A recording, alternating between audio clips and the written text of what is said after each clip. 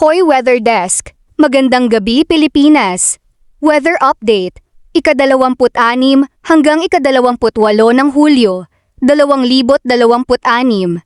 Narito ang pinakabagong ulat ng lagay ng panahon para ngayong gabi, bukas at sa ika-28 ng Hulyo.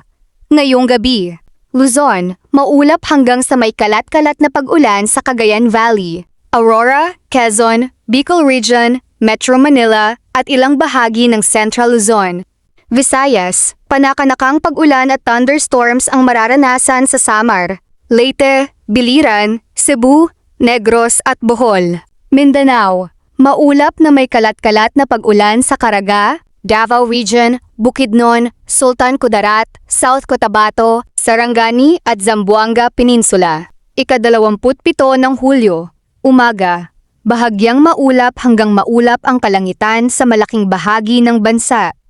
Tanghali at hapon, dahil sa mainit at maalinsangang panahon, inaasahan ang localized thunderstorms sa Metro Manila, sa Luzon, Central Luzon, Bicol Region, Western Visayas, Eastern Visayas, Caraga, Davao Region, Sacsayhuaman, at iba pang bahagi ng Mindanao.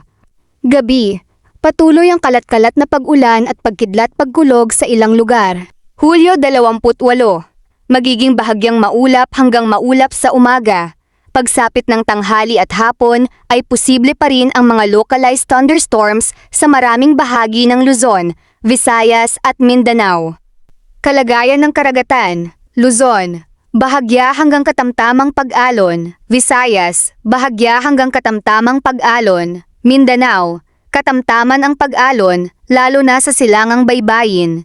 Pinapayuhan ang maliliit na sasakyang pandagat na mag-ingat sa paglalayag. Weather update sa China. Sa malaking bahagi ng China, inaasahan ng iba-ibang lagay ng panahon depende sa rehiyon. Ang timog at silangang bahagi ay maaaring makaranas ng mga pag-ulan at thunderstorms, habang ang hilagang bahagi ay mas maaliwalas. Tungkol sa bagyo, wala akong makukumpirmang kasalukuyang bagyo o bagong bagyong direktang tumatama sa China para sa petsang ito nang walang pinakabagong opisyal na ulat. Mainam na hintayin ang mga opisyal na weather bulletin bago magbanggit ng pangalan, lakas o lokasyon ng bagyo. Paalala, magdala ng payong o kapote at maging alerto sa biglaang pagbuhos ng ulan, pagbaha sa mabababang lugar at posibleng pagguho ng lupa. Koy Weather Desk. Tapat, mabilis, napapanahong ulat ng panahon.